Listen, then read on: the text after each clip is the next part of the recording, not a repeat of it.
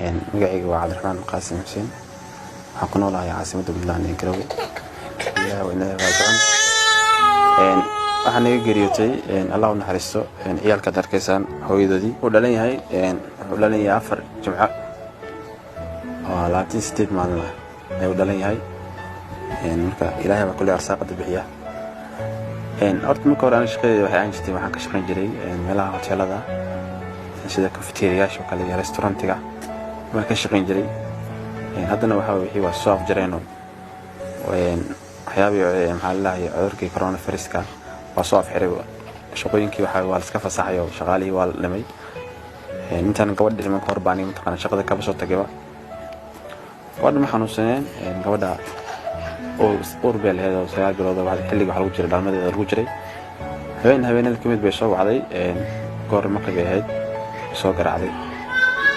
waanu imid markii waxay tiri waxaan u baahnaa inay geysid xarun caafimaad waxaan geeyay MCH-ka ku yaal barxadda Gambool ijada baa geeyay halka bay ku umushay gabadhii gabadhii waxay dhashay 2 saaxiibinimo dhashay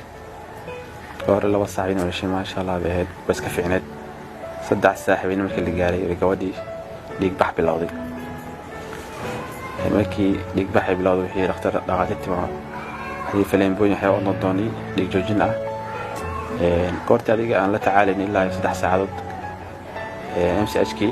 وحين أقول هين جودة هذا بديك بحب ساعة على كحيو رختر على الراديو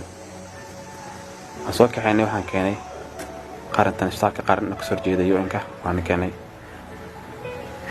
نختار كيف عن أمريكا جيفنيو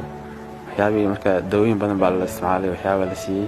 gobor aad tahay kood habeenimo waxaan gabadhii dhiig u baahan tahay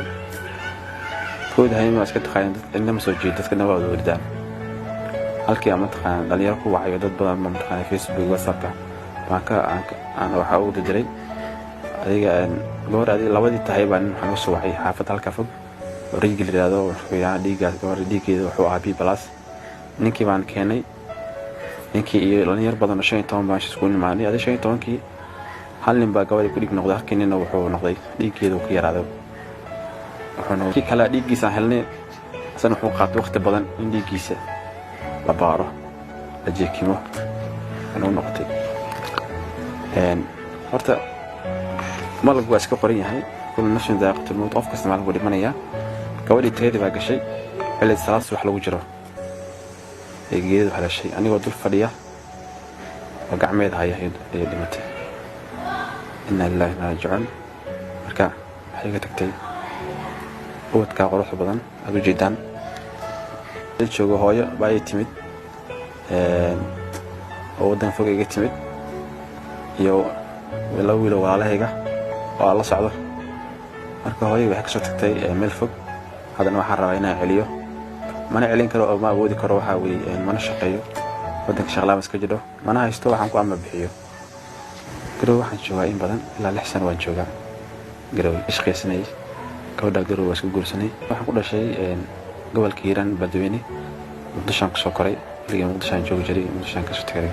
guriga aan deganay wala guriga waa kiro bishii waa $70 lacag guri kaliya markii lagu darbiyo korontii wax isku maaraysaa $90 wax dhiban isku maaraysaa إذا ما جت دكانة كأديكتو إذا مشي وحمد خانة إذا يقص بحدا إلا $200 إلا $180 وجده واحد اللي يقول لي هيبة